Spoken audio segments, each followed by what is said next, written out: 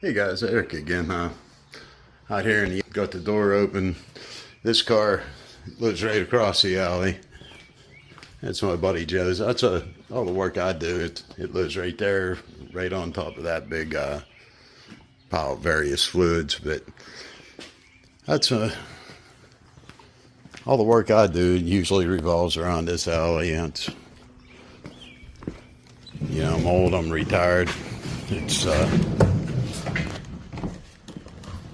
got to find something to do. There's always something to do. That's why I'm always looking for ways to do things on the cheap. It's if you work in a dealership or you work in any kind of garage where the quality of your tools and the use on them is just it justifies the purchase because you're going to use it. It's making you money.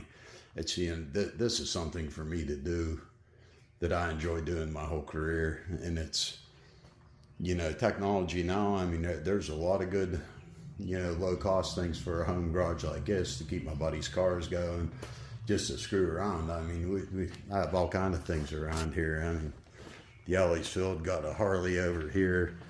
There's 2 more Harleys in the garage across the yard. I mean, I don't know. I'd never looked for any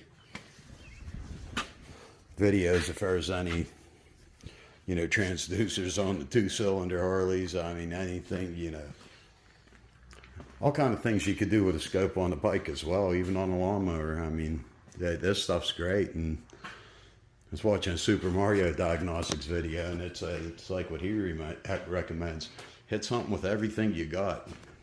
As cheap as some of these tools are now, I mean, these cars, Joe wants to get this inspected. It's been out of inspection. He's from New York, and I guess it used to be cheaper for a fine if you got caught out of inspection. Here in Pennsylvania, I think he got popped a couple times, and if you just keep driving it, it's like $240, $250 every time. So he's just been able to take care of the problems. We know it needs a CV joint. It keeps going in limp mode. I did check a while ago. Couple things on. I kind of narrowed it down to the throttle body causing the limp mode, but that's the point I am in the kind of some of this diagnostics. It's like it's not everything is kosher to begin with. There's several sensors that are out of parameters or this or that. It's like what is causing the limp mode. That's what he cares about.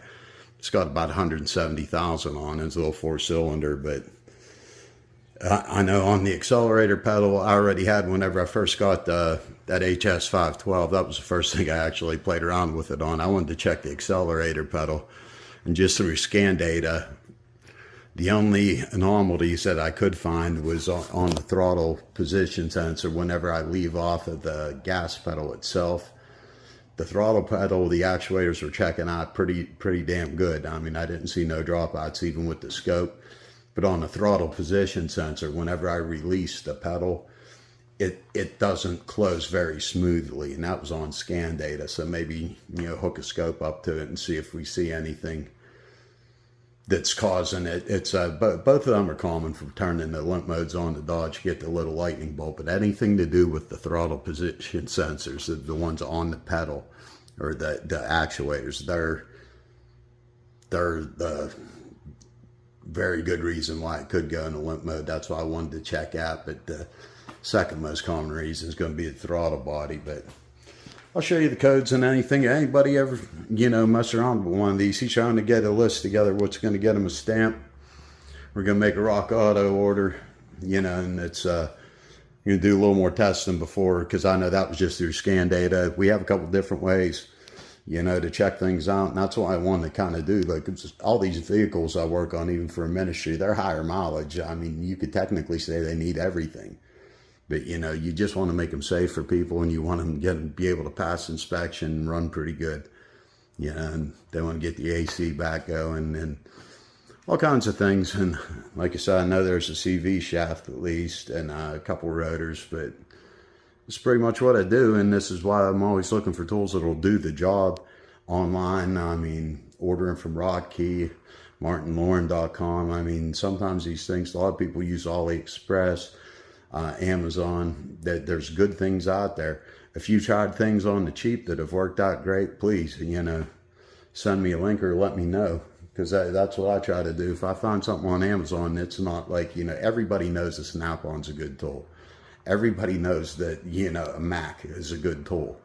What are you using that you're getting the same kind of results out? Maybe you're not putting it through everyday hell, but, share the knowledge, share what you find, because there's a lot of junk out there. A lot of times you read reviews, something only gets a couple star reviews, and it's because of the shipping. I don't really want to hear about that. Did you get the tool, and how did the tool work? It's you can't blame the postman and take a star off this tool, because you're not giving very accurate, recommendations to people. All right, guys, I'm going to plug it in and probably put it up on ramps, take off the wheels, see what he needs. Try to make one Rock Auto order, but this is just one of them. It'll go in a limp mode on him every now and again. Yeah, then he had an intake leak. Put on an intake gasket a while back, and then it started occurring again. The code, I'm not sure the number right now, but it's not getting a vacuum when it's expected. That's why when I was watching on the scan data, when I was leaving off the throttle position sensor, and it was still saying it was open, even though I wasn't touching the pedal, it closed like very slowly. So I think it expected that the throttle plate was closed. But it ought to be interesting. But everything's not good on them. That's why it makes it a little bit harder whenever you say, when you could call an O2 on a frequency that's, only doing 80%, that's nice, because then you're working with all good once you get them all on there and confirm that they are good. But when you just don't want to tell people, hey, you need everything got the same miles on it. You just want to keep your buddies going. That's all. That's why I'm here. All right, guys, I'll be back. All right, I knew you needed some rotors in the back, and the front are the same way. They're pretty grooved up in the inside. I don't know if you could see back there, but so he's going to need pads and rotors on the front too. He needs one axle, the CV joint shot on the other side. He got a little bit creative with his water intrusion method, but it's a hell of a place Dodge put the batteries on these. And these engines, they blow up fast. It's like they have two thermostats in the back of them and a thermostat block. He had this one replaced at a garage down the road, and then leaked ever since. But there's a water pipe that goes in the back. There's also a gasket on. I know from doing a couple of these, it doesn't come with that gasket. I'm not really that concerned about that right now. But he keeps adding antifreeze, and I know he adds oil. There's an awful lot of oil on the very top of this engine. And whenever I smoke tested it before, it was coming out the intake. We put one of them gaskets on it, took care of it for a while, but then it was just blowing out the oil cap, so he put a new oil cap on it. I know he does add oil because the cover leaks in the back. You could see where it drips on the exhaust. It seems like awful lot of oil to be way up around here. That's really close to that. I don't know I'm pretty sure these have a chain. Maybe they have a belt. I mean, who knows anymore? Since Dodge went this way, it's hit or miss, but it's awful close to timing, man, where the gears would be. If that chain's slapping around, I imagine it'd go right through that plastic. But I do want to take a look at that for him before. I mean, this hose is but why would it be coming out of the PCV that had?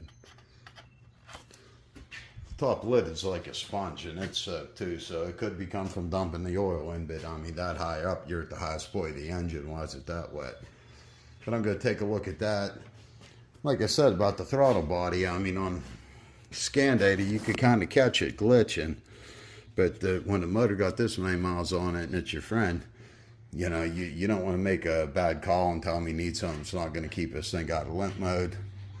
We have tools. I've been getting, more familiar with the scope tools or something like this. As quick as a relative compression test takes, may as well do one. I just got a new pulse sensor from Rotkey. I mean, I know I checked this for a head gasket leak before with the liquid, but just to make sure, I've never used that sensor with a scope. I was thinking about just using one of the smoke machine adapters and putting in there and just seeing what it looks like. You may as well. I mean, not on clock. I'm just checking this thing out. I want to make the best call I can for my friend. Yeah, that's why I get these gadgets.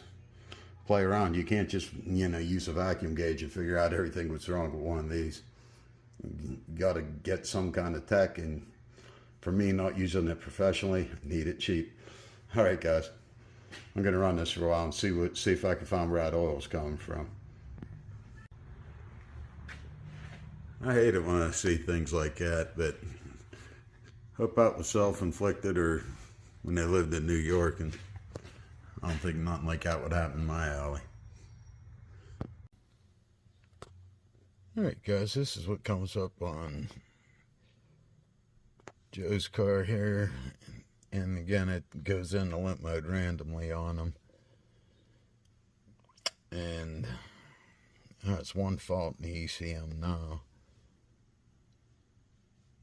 Let's see if it picked up anything new, or I can't remember what the code number was, but it was a slow accumulation of vacuum, which definitely going to have to look into a little bit more, because I believe these do have a vacuum pump too, but I'm not. Okay. It's P2173. High airflow, vacuum leak detected, slow accumulation. Okay, and just, I mean, he was down to saying where certain parts of the highway that would actually go into limp mode. I mean, it would go for weeks and it'd take it one way, but I think it was just running whatever monitor it met them conditions. And you see, not complete, stored on.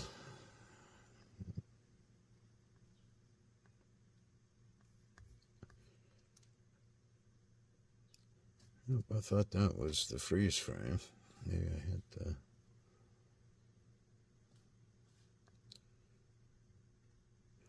Okay, it really doesn't give us a lot of.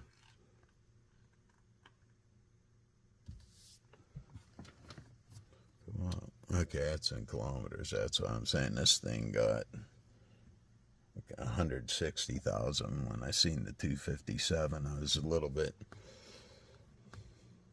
Okay, it really doesn't give us a lot of information about. Let me just make sure I'm hitting the right button. Yeah, usually I get a little bit more out of that. But at any rate, that's the code that keeps coming back every time it goes into limp mode for him. If you clear it, it'll run for a while until, the conditions are met. But what I did before, one of the short videos, I was actually playing around whenever I first got a new 2-channel scope I've been using.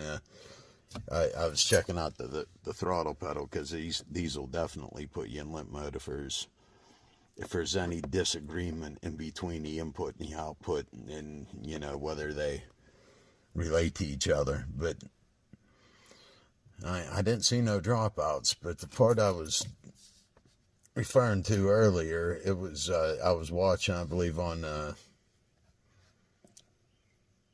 live data. I was watching the throttle position sensor, and that was the only thing I could even really see that was out of whack. What we're going to do, I'll be back. I'm going to turn on the exhaust fan, fire it up, and get it warmed up so I could show you guys what I meant. The only thing I found, like whenever I released the pedal, the sensors agreed that there was nothing on the pedal, but the throttle plate took, just in one spot, it took a little bit longer to close there. I was wondering if even if I put the scope on that, if I could see an actual dropout on process data. It was, it's not as accurate as the scope, but you could still see where there was, if it was expecting engine vacuum to build as if it thought the throttle plate was closed, then yeah, that kind of makes sense. But just want to be sure for him. All right, let me turn on the fan, get her warmed up, and then we'll get some live data going, and I'll show you what I mean. Alright guys, got her warmed up. I went around the engine a little bit with some brake clean. I just wanted to see if I could see, you know, anything that was leaking, but the engine runs pretty smooth. The map on voltage, the barometric pressure, it's almost dead on. We're at like 29.5, I believe, in Greensburg. So that's at least reading it around the right place. These two were ones last time.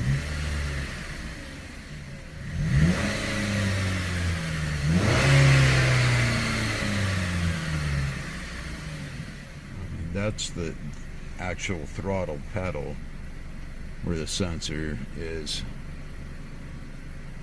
This will do to, this is the other sensor. It's also built into the pedal. I kept seeing these dropouts.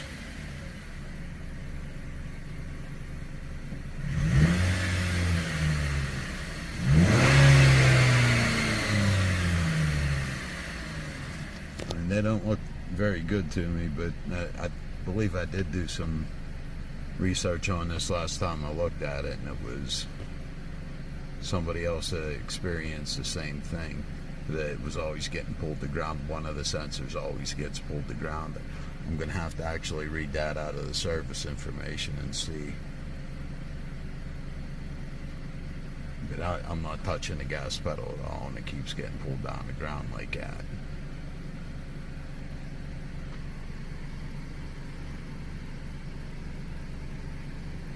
But one thing that was odd, I found whenever the throttle blade position, I believe,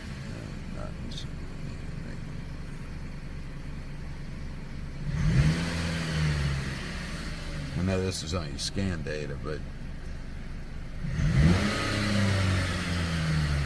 like my foot's I'm just snapping it, and that's how long it's taking it to decel.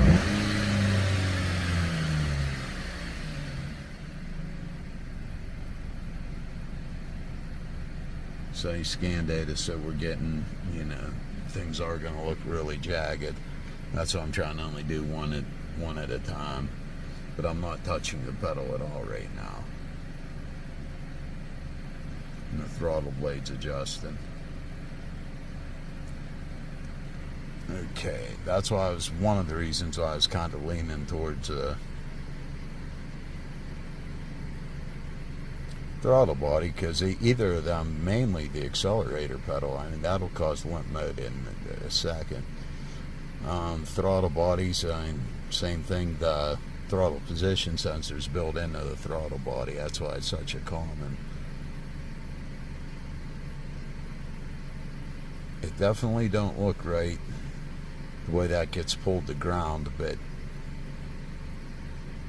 it was a while ago, but I actually looked in that, and I think somebody said, I don't know if it was on a forum or somewhere, that, or YouTube video, that one of them, they thought they had a problem, and it turned out one of them does do that. But I'm gonna have to reinvestigate that. The O2s. Let me see if I could actually see the.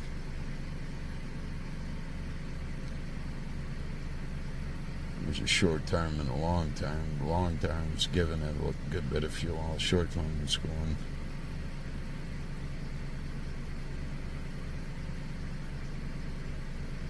Intake air's about right. Ambient's about right. Fuel. See, some of this would have been nice if that Toyota had some of this in the software, the VVT oil pressure. Oil temperature on it. There's the math, but it's, I believe we're on the imperialist scale. Go to the metric. Okay. This is, what is this, 2.4 or 2.7? I'll be pulling pretty close.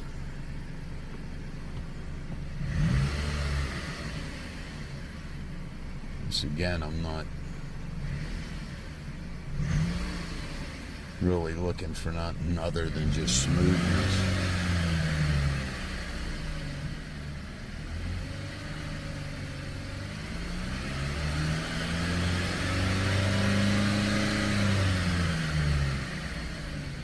And just do a snap.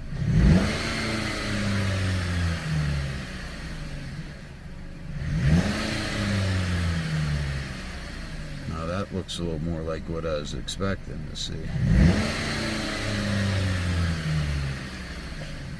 Let's see how that stays up. The voltage stays up slightly even with my foot off of it. So, but if the engine is going faster, the math is going to be sucking in more air for sure. Don't know if that's a symptom or a...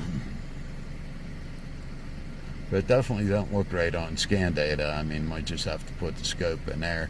Most of the videos I see, they're using a scope, so whenever you look at scan data, and I mean, I wouldn't rely on any of the graphing, but sometimes it really is that obvious that you could tell off the graphing ability of just a scanner, but not all the time.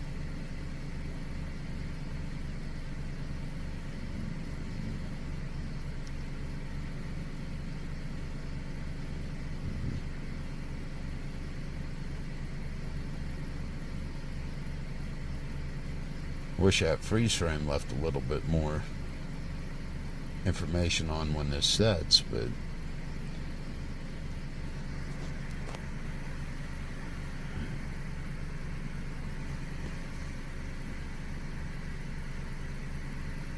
well, I probably passed the O2 sensors, but just seeing what all we have available here, because every time, every car is different.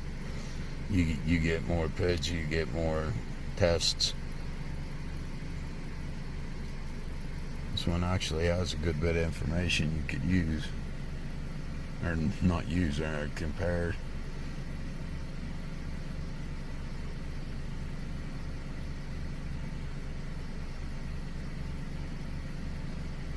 Okay, here's the O2 sensor volts. Not sure what the goal means, but we know we can tell what's lean and what's rich. Right, let's say sensor level and goal and voltage. Can we see anything on voltage, like a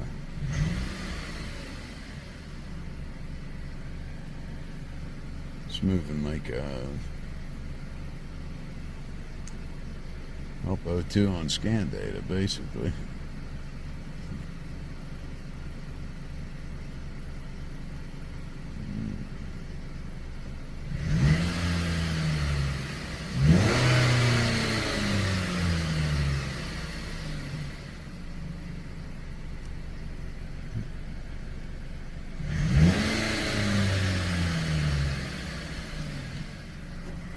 It goes lean on the snap.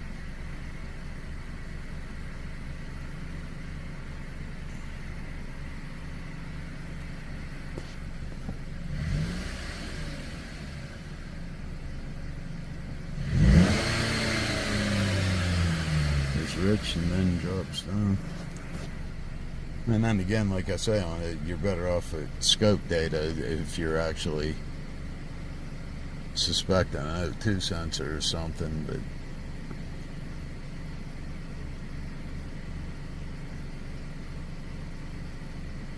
they look like they're at least responding.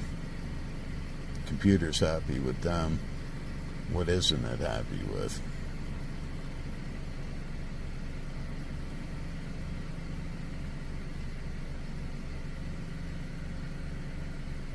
That's what I'm looking for, guys. I'm going to look up a little bit of data, see if I can find anything in the right direction. A lot of times you just look up these codes in the factory service data. I use the Russian Metro or Autel, and to give you right steps, and if you got the right tools and you follow along. I don't really like going with the flow charts if it's something you could figure out yourself in your head, but I don't know, this is two things I'd rather do the testing. You got the tools, do the testing. It's my buddy, do them a solid, hook them up with the least amount of parts you got to get. All right, guys, I'll be back. Looked up, we're under P2173. High airflow vacuum leak detected. Slow accumulation. Yeah, that's what the autel said. Also, for a complete wiring diagram, refer to the appropriate system wiring diagrams. 1 monitored. Ignition on and the engine running with no map sensor DTCs. Okay, we have no map sensor DTCs. The set condition. A large vacuum leak has been detected, or the signal voltage for both the TP sensors, throttle position sensor, is stuck at 2.5 volts, and calculated map is less than the gas flow adaptation value. 1 trip fault, the DTC will set within 5 seconds. ECT light will flash. Okay, that was making sense up until the gas flow adaptation value, but I'm sure it's going to take us there through step by step. What this is pointing to is it's saying vacuum leak, map sensor circuits open, shorted, or high resistance. The map sensor itself, the powertrain control module. Always perform a pre-diagnostic troubleshooting procedure before proceeding. Refer to standard procedure. Okay, so the diagnostic test, active DTC, diagnose and repair any ECT, map sensor, VSS, or 5 volt supply circuit DTCs before continuing. Okay, we have none of those. This is the only code that the engine has. Start the engine and allow it to reach normal operating temperature. When the engine is operating, do not stand in line with the fan. Do not put your hands near the pulleys, belts, or fan. Do not wear loose clothing. Failure to follow these instructions may result in possible serious or fatal injury. Okay, using the scan tool, select or view DTCs. Okay, is it active for this DTC? Yes. Go to 2. Vacuum leak. This DTC is enabled on engines equipped with a plastic intake manifold to limit the operation of engine operation if a large vacuum leak should occur. Okay, in limp mode, it sounds like that.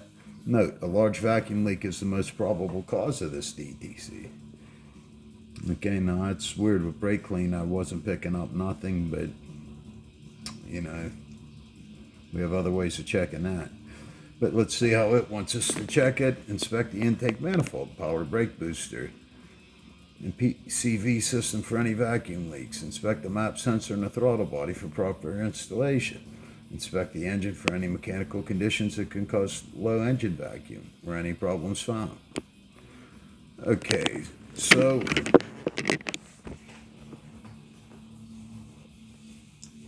the throttle body, I mean, it's operating on the scan tool. We could check it for the 5 volts, but I mean, we were seeing it through scan. This is where we go back. Now it's telling you to do under the scan tool, monitor the map sensor voltage, snap the throttle. Thus the map sensor voltage vary from below 2 volts at idle to above 3.5 at wide open throttle. Okay, so the only part about up here on the visual inspections, all that oil I found, I sprayed a lot of brake clean, got that off. I just wanted to make sure it wasn't like, you know, timing gear coming through, timing chain coming through the side of it or anything. I mean, it's a pretty weird thing. But everything looks there. There's a lot of oil all over everything. We know the rocker cover's leaking, but we're going to go to this map sensor operation. You could check it right through the scanner. It's an easy one to start at. Let's try that. So what we're going to be looking for is a map sensor voltage from below 2 volts to above 3.5 wide open. Alright guys, we're on the map voltage PID. We have below 2 at idle, it's 1.2 18, 19, 17. Okay, we're below 2 volts. Now we want to go, after a snap throttle, we want it to go over 3.5. Okay, I seen a 4 something. This, I don't believe there's a min max, but we'll do one more. Okay, we're going almost up to the 5 volts, or 4 something. So we're going to call that part of that test the pass. Alright guys, the next thing that the factory steps would want me to do is disconnect the map sensor, which notice a nice zip tie holding it together. But it wants me to take this, and you could tell people in that this isn't even connected on the stud there, but you could tell there's been some, you know, goings on. And I know Joe worked on a lot of this himself before, so I'm going actually back to the first step for a minute, the visual inspection. The brake clean, even with the flammable brake clean, it's not always a good, you know, indication, because even whenever I look around at some of these connectors, it's like, I don't know if you can get a good view there, but like, what is going on down there? It almost looks like that throttle position plugs melted around it, which definitely could cause your limp mode. But according to the service data, it says it's more than likely a large vacuum leak. Well, a large vacuum one should be easy to find. I mean, I did smoke test this before. I can't remember where I went in. I think it was through the brake line. But we could find a better place so we could actually smoke test it again, see what we get. But, you know, it was only coming out of the cap end. One thing I did notice when I pulled this back, got something going on in there. I don't know if it's a hole the whole way through, but if it happens after the MAF sensor, that's usually bad. But that's usually your fuel control. That shouldn't necessarily have something to do with vacuum. But I'm going to just go back and do like closer visual inspections. Like, definitely investigate this. I'm going to take off the rubber hose, just see if I do see a hole in it anywhere. And then check out what's going on with that plug. See if I could see any obvious vacuum leaks. I mean, if it's a cracked intake, I mean, the smoke should have came out of that cracked intake. The brake clean should have picked up. I could even watch a short-term fuel trim, could watch the O2 sensor while I'm spraying brake clean. But I mean, I didn't hear nothing with my ear, anything that was making any difference. But we could actually get a vacuum measurement, see how much vacuum the engine's making. It's in time, no timing codes. Sounds pretty good when it's running. But I want to get to the bottom of this for him and then just take a look at some of these obvious things. It says looking for vacuum. We're going to look for vacuum. If we got to smoke it again, smoke it again. All right, guys, now's when I'd be real interested to hear what you'd do. I know in the book, in the old timer in me, it's telling me to take, the next steps is going to be to ohm this wire between here and the PCM out. Now, that's the old school way. That's, you know, where the way I'm leaning, especially after messing around with that Toyota, with, you know, a lot of new school things. But we're getting good on the scan data. The map sensor's working fine, but that's where it's telling me to go next. And then for this code to replace the PCM if we don't find anything wrong with that. But it's saying a major vacuum leak, a large vacuum leak, so we're not going to jump to that. But my question to you would be, where would you go?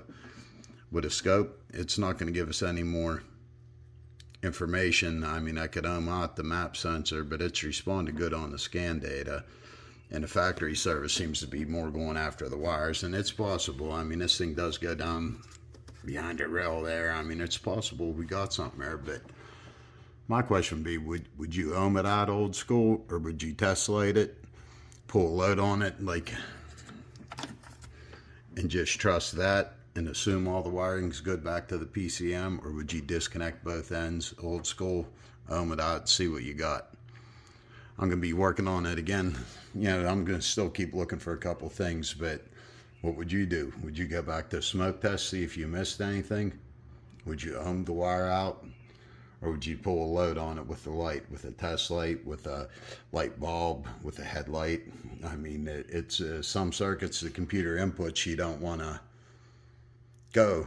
You don't want to pull too heavy of a load on, but you know, the outputs in the ground, you could pretty much drive you know, up 2 amps pretty safely. But I have a Load Pro, I have various test lights that I built. But I'm just curious, where would you go? Have you ever used the Load Pro? Do you want to know how they work? I mean, would you go right to a test light? Let me know. You got LED, incandescent. I mean, I know Scanner Danner for sure. He's going right at that wire. He's not owning shit out. I know that much. But what will you guys do? All right, guys. I'll be back tomorrow. I'll look at any suggestions. And hey, anybody says smoke it again, we'll smoke it again. But I enjoy all the input, guys. Thanks. I enjoy the interaction too. All right, guys. Adios. I took off the hose, the rubber hose that goes to the throttle body. I just wanted to inspect that a little bit more, make sure that wasn't a hole the whole way through it. And it appears it's just scuffed up. It's not the whole way through, but when you see all kind of, you know, you could tell it's been rubbing, you want to take it off, take a very good look at it, because if you get a hole in these, it throws off your fuel trim pretty bad. But that's what I mean. I get all the peaches, man. Here's where the hose went down to the throttle body. And then up here, this is where the hose would have ran down and went. And I don't know if I actually seen metal on the wiring. I'm going to have to take a little bit better look at that. Make sure that didn't rub through. It's only rubbing through up against the rubber a bit. Wow, this harness is really beat. If I see 2 bare wires in there, I mean, that could be causing something shorting out of circuit. But the map sensor, it should be coming down this, going in here, and then going to the PCM. Shouldn't be going down this way, but I don't know, weird things could happen if things start grounding and shorting each other out. But I don't think this is going to produce anything, but definitely got to look into it a little more every time you see something like that, what you're going to do. I was just really checking all the vacuum hoses, and I think the plan is I'm going to smoke test it one more time tomorrow, take a very good look down in here. I mean, we're looking for a large leak, and it's, you know, like I said, this thing could be factory service isn't always right, but following the steps down through it. And this is just taking a little bit more visual than you plan on. When you see oil everywhere, it makes it a little bit hard to, you know, give yourself a good point of reference of where to even start. But